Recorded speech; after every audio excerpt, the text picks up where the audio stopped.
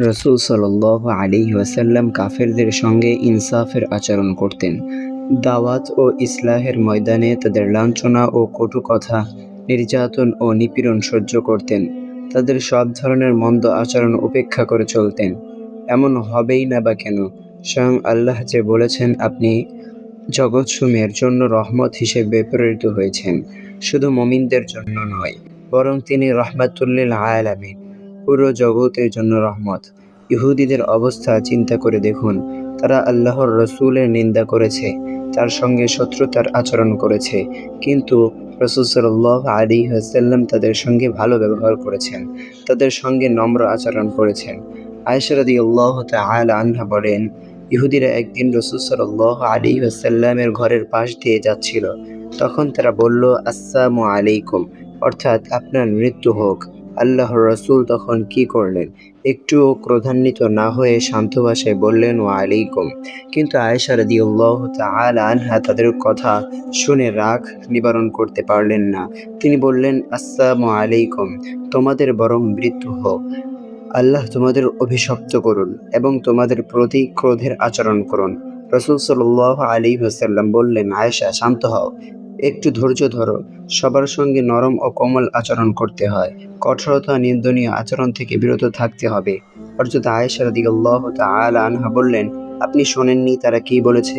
রাসূল সাল্লাল্লাহু আলাইহি ওয়াসাল্লাম বললেন, তাদের কথার উত্তরে আমি কি বলেছি তা কি তুমি শোনোনি? আমি তাদের কথা তাদেরকে ফিরিয়ে দিয়েছি, অর্থাৎ তোমাদের জন্য সে দোয়াই কবুল হোক যা তোমরা আমার জন্য করেছ। আমার দোয়া আল্লাহ কবুল করবেন, আর তাদের দোয়া কবুল হবে না। কটু কথার জবাবে কটু কথা বলার কি প্রয়োজন আছে? আল্লাহ কি বলেননি, আপনি মানুষকে সুন্দর ও মার্জিত কথা বলুন? একদিনের ঘটনা, রাসূল সাল্লাল্লাহু আলাইহি ওয়াসাল্লাম সাহাবীগণ সহ জিহাদ থেকে ফিরছিলেন। ফেরার পথে তারা গাছগাছালিতে পূর্ণ একটি উপত্যকায় অবতরণ করলেন। সাহাবীগণ ছড়িয়ে ছিটিয়ে বিভিন্ন গাছের নিচে ঘুমিয়ে পড়লেন। রাসূল সাল্লাল্লাহু আলাইহি ওয়াসাল্লাম একটি গাছের নিচে এগিয়ে গেলেন। তরবারি গাছটির ডালের সঙ্গে বেঁধে গাছের নিচে চাদর বিছিয়ে ঘুমিয়ে পড়লেন। জনৈক মুশরিক এতক্ষণ মুসলিম বাহিনীকে অনুসরণ করছিল। রাসূল সাল্লাল্লাহু আলাইহি ওয়াসাল্লামকে একাকী বিচ্ছিন্ন অবস্থায় ঘুমাতে দেখে সে ধীর পদক্ষেপে এগিয়ে এলো এবং তরবারিটি গাছের ডাল থেকে নিয়ে নিল। এরপর চিৎকার করে বলল, মুহাম্মদ, আজ তোমাকে আমার হাত থেকে কে বাঁচাবে? আল্লাহর রাসূল জাগ্রত হলেন, শিয়র শত্রু দণ্ডায়মান, হাতে উদ্যত তরবারি, তরবারির ফলায় যেন মৃত্যু চমকাচ্ছে। আল্লাহর রাসূল একাকী, নিরস্ত্র, শরীরে কোনো বর্ম নেই, পরনে কেবল একটি কাপড়। সঙ্গী সাথীরা সকলে দূরে, বিক্ষিপ্ত ঘুমে নিমগ্ন। মুশরিক ব্যক্তিটি জয়ের স্বপ্নে বিভোর হয়ে শক্তির উন্মাদনায় বারবার বলছিল, বলো, আজ তোমাকে আমার হাত থেকে কে রক্ষা করবে? কিন্তু এমন সঙ্গীন ও নাজুক পরিস্থিতিতেও আল্লাহর রাসূল সাল্লাল্লাহু আলাইহি ওয়াসাল্লাম শান্ত, প্রশান্ত, অটল, অবিচল, দৃঢ় অবস্থার সঙ্গে তিনি উত্তর দিলেন, আল্লাহই আমাকে রক্ষা করবেন। আল্লাহর রাসূলের স্পষ্ট উচ্চারণে তার দেহ মনে কম্পন সৃষ্টি হলো। হাত থেকে তরবারিটি পড়ে গেল। রাসূল সাল্লাল্লাহু আলাইহি ওয়াসাল্লাম উঠে দাঁড়ালেন এবং তরবারিটি হাতে তুলে নিলেন। এরপর বললেন, এখন বলো, আমার হাত থেকে তোমাকে কে রক্ষা করবে? এ কথা শুনতেই লোকটির চেহারা বিবর্ণ হয়ে গেল। সে থরথর করে কাঁপতে লাগলো আর আল্লাহর রাসূলের কাছে ক্ষমা চাইতে লাগলো। মিনতির সুরে বলল, আপনার হাত থেকে আমাকে বাঁচানোর মতো কেউ নেই। আপনি তো সদাচরণকারী, তরবারি হাতেই সদাচরণকারী, আমার প্রতি দয়া করুন। নবীজি বললেন, তুমি কি ইসলাম গ্রহণ করবে? সে বলল, না, অবশ্য যারা আপনার সঙ্গে যুদ্ধ করবে আমি তাদের সহায়তা করব না। আল্লাহর রাসূল তাকে ক্ষমা করে দিলেন। সর্বোত্তম আচরণের বহিঃপ্রকাশ ঘটিয়ে তাকে ছেড়ে দিলেন। লোকটি ছিল গোত্রের প্রধান। নিজ গোত্রে ফিরে গিয়ে সে গোত্রের সবাইকে ইসলাম গ্রহণের আহ্বান জানালো এবং তার আহ্বানে পুরা গোত্র মুসলমান হয়ে গেল। সুবহানাল্লাহ।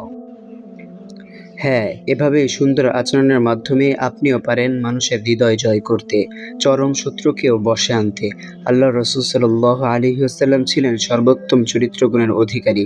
চরিত্র গুণেই তিনি মানুষের হৃদয় জয় করেছেন, হেদায়েতের দিশা দিয়েছেন, আর তাদের হৃদয় থেকে কুফরের অবলীলা দূর করেছেন।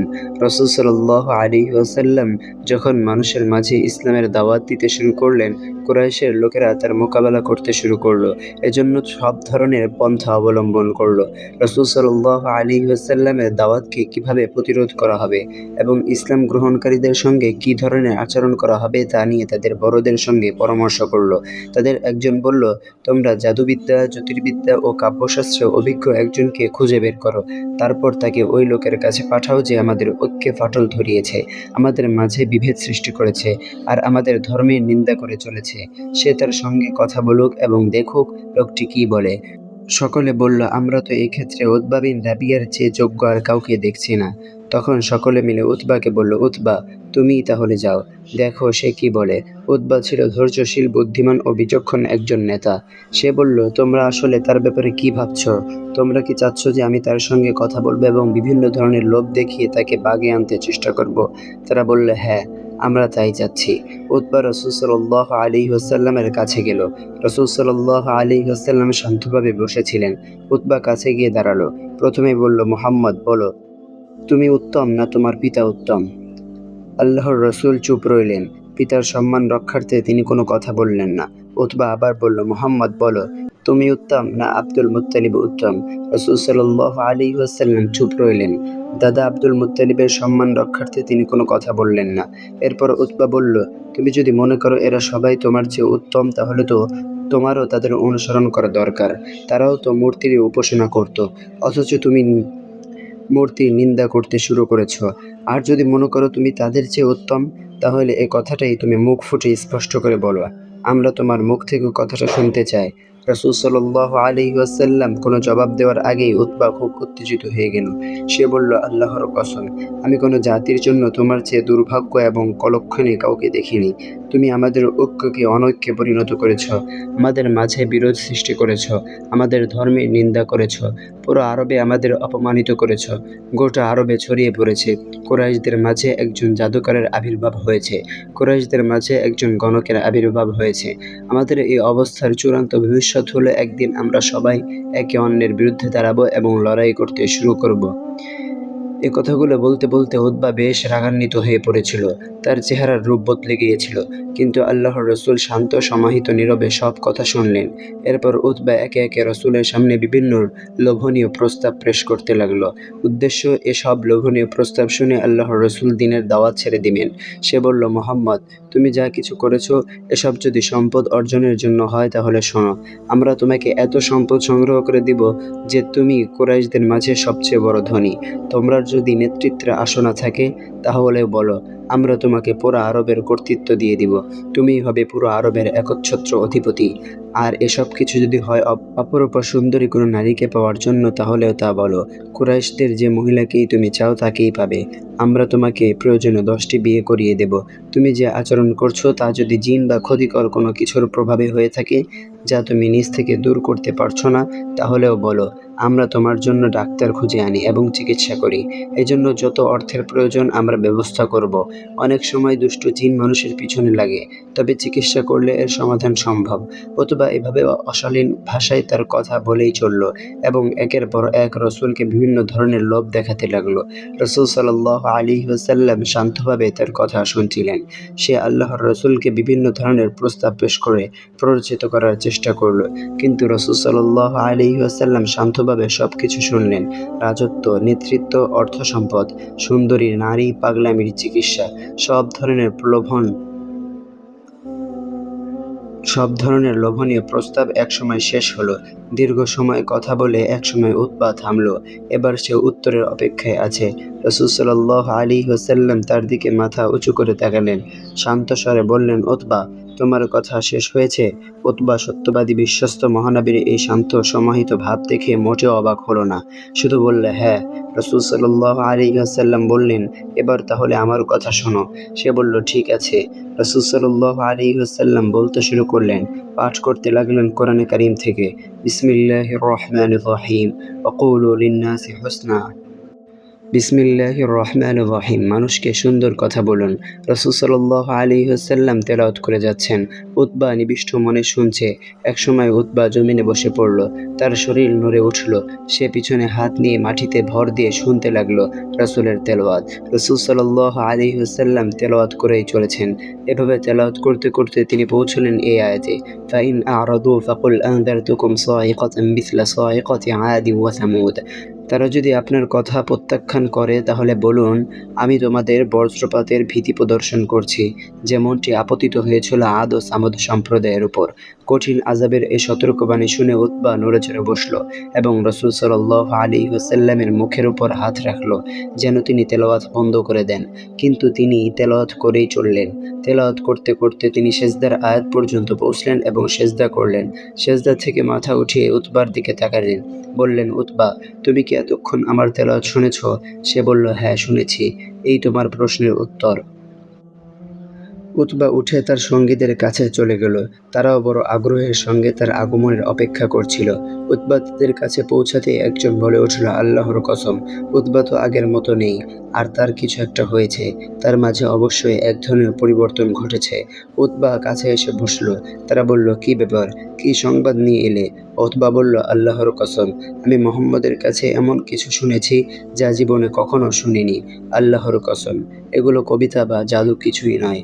এগুলো গণকবিদ্যাও নয়। হে কুরাইশের লোকেরা, তোমরা আমার কথা মানো। এই লোক যা করছে তাকে তা করতে দাও। সে যা বলছে তা অবশ্যই বড় কোনো সংবাদ হবে। হে আমার কওম, এটাই হলো বাস্তবতা। সে আমার সামনে বেশ কিছু আয়াত তেলাওয়াত করল। সে পড়ল, হামিম তানজিলুম মিনার রহমানির রহিম কিতাবুন ফুসসিলাত আয়াতুহু কুরআনান আরাবিয়্যান লিকওমিন ইয়ালামুন বাশীরান ওয়া নাযীরা। হামিম, এটি পরম করুণাময় অতি দয়ালু সত্তার পক্ষ থেকে অবতীর্ণ কিতাব। এটি এমন কিতাব যার আয়াতগুলোকে পৃথক পৃথকভাবে বর্ণনা করা হয়েছে। আরবি কোরআন পড়তে পারে এমন সম্প্রদায়ের জন্য, মানুষকে সুসংবাদ দানকারী ও সতর্ককারী। এক পর্যায়ে পড়ল, ফাইন আ'রাদু ফাকুল আনযারতুকুম সা'iকাতান মিসলা সা'iকাতি আদি ওয়া সামুদ। তারা যদি আপনার কথা প্রত্যাখ্যান করে তাহলে বলুন, আমি তোমাদেরকে বজ্রপাতের ভীতি প্রদর্শন করছি, যেমনটি আপতিত হয়েছিল আদ ও সামুদ সম্প্রদায়ের উপর। তখন আমি তার মুখ চেপে ধরলাম এবং আত্মীয়তার শপথ দিয়ে তাকে তেলাওয়াত বন্ধ করতে বললাম। আর তোমরা তা জানো, মুহাম্মদ যখন কিছু বলে ফেলে তার ব্যতিক্রম কিছু হয় না। তাই আমি ভয় পেয়ে গিয়েছিলাম যে সে যদি এ কথা বলে তাহলে তোমাদের উপর আযাব নেমে আসবে। এরপর উতবা একটু চুপ থাকলো। সে ভাবতে লাগলো, পাশের লোকেরা তীক্ষ্ণ দৃষ্টিতে তার দিকে তাকিয়ে আছে। উতবার কথা শুনে তারা হতবাক। উতবা এই কি বলছে? একটু পরে সে বলল, আল্লাহর শপথ, মুহাম্মদের কথায় এক ধরনের মিষ্টতা আছে, তার কথায় এক ধরনের সৌন্দর্যও আছে। তার কথার উপমা হতে পারে এমন একটি গাছ যার শিকড়ে সর্বদা পর্যাপ্ত পরিমাণ পানি থাকে, শাখাগুলো ফলে ফুলে পূর্ণ থাকে। মুহাম্মদের কথাও তেমনই। সেটা মেনে নিলে জীবন কল্যাণ ও মঙ্গলের ফলে ফুলে পূর্ণ থাকে। আর তার সঙ্গে রয়েছে আল্লাহর রহমতের বৃষ্টির পর্যাপ্ত পানি। কোনোভাবেই তাকে পরাজিত করা সম্ভব নয়। সেই সব বিষয়ে বিজয়ী হয়। সে তার বিপক্ষে থাকা সব কিছুকে ভেঙে চুরমার করে দেয়। আর সে যা বলেছে কোনো মানুষ তা বলতে পারে না। তারা বলল, উতবা, তুমি যা শুনেছ তা তো কবিতা। উতবা বলল, আল্লাহর কসম, তোমরা এখানে যারা আছো তাদের কেউ আমার চেয়ে কবিতা সম্পর্কে ভালো জানো না। কবিতার ছন্দমিল এবং লাইনগুলোর ব্যাপারে তোমাদের মাঝে আমার চেয়েও অভিজ্ঞ কেউ নেই। এমনকি জিনদের কবিতা ও কবিতার লাইনগুলোর ব্যাপারে আমার চেয়ে অধিক অবগত তোমাদের মাঝে কেউ নেই। আল্লাহর কসম, মুহাম্মদ যা বলেছে সেগুলো এর কোনোটির সঙ্গেই মেলে না। উতবা রাসূল সাল্লাল্লাহু আলাইহি ওয়াসাল্লামের ব্যাপারে এই মনোভাব নিয়ে তাদের সঙ্গে বাকবিতণ্ডা করেই চলল। উতবা ইসলাম গ্রহণ করেনি ঠিক, তবে ইসলামের প্রতি তার অন্তরে এক ধরনের ভালোবাসা সৃষ্টি হয়েছিল। ইসলামের প্রতি সে অনেকটা ঝুঁকে পড়েছিল। প্রিয় পাঠক, আবারও একটু ভাবুন, এই ছিল উত্তম ও মাধুর্যপূর্ণ আচরণের এবং সঠিক কথন দক্ষতার প্রভাব। অথচ উতবা ছিল ইসলাম ও ইসলামের নবীর চরম দুশমন। আর এক দিনের ঘটনা, কুরাইশদের লোকেরা একত্র হয়ে হুসাইন বিন মুনজির খুজাইকে তাদের প্রতিনিধি হিসেবে আল্লাহর রসুলের সঙ্গে কথা বলার জন্য পাঠালো। সে ছিল প্রসিদ্ধ মহান সাহাবী ইমরান বিন হুসাইনের পিতা। আবু ইমরান রাসূল সাল্লাল্লাহু আলাইহি ওয়াসাল্লামের কাছে এলো। চারপাশে সাহাবায়ে কেরাম বসে আছেন। আবু ইমরান আল্লাহর রসুলকে সে কথাই বলল, যা কুরাইশরা সবসময় বলে থাকে, তুমি আমাদের পারস্পরিক ঐক্য নষ্ট করেছ, আমাদের মাঝে বিভেদ সৃষ্টি করেছ। আল্লাহর রসুল সাল্লাল্লাহু আলাইহি ওয়াসাল্লাম মনোযোগের সঙ্গে তার কথা শুনলেন। কিছুক্ষণ পর সে তার কথা শেষ করল। রসুল নরম ভাষায় বললেন, আবু ইমরান, আপনার কথা শেষ হয়েছে? সে বলল, হ্যাঁ। রসুল সাল্লাল্লাহু আলাইহি ওয়াসাল্লাম বললেন, এবার তাহলে আমি যা জিজ্ঞেস করি তার উত্তর দিন। আবু ইমরান বলল, ঠিক আছে, বলুন। রসুল সাল্লাল্লাহু আলাইহি ওয়াসাল্লাম বললেন, আপনি প্রতিদিন কতজন মাবুদের ইবাদত করেন? 7 জনের। 6 জন জমিনে আছেন আর একজন আসমানে। আচ্ছা, এদের মধ্যে কাকে ভয় করেন এবং কার কাছে সব আশা আকাঙ্ক্ষা ব্যক্ত করেন? সবার কাছে নাকি একজনের কাছে? না, যিনি আসমানে আছেন কেবল তার কাছে।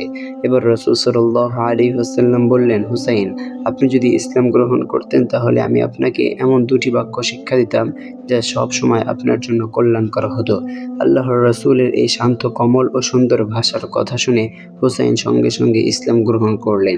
ইসলাম গ্রহণ করেই তিনি বললেন, ইয়া রাসূলাল্লাহ, আমাকে সেই বাক্য 2টি শিক্ষা দিন যার ওয়াদা আপনি করেছেন।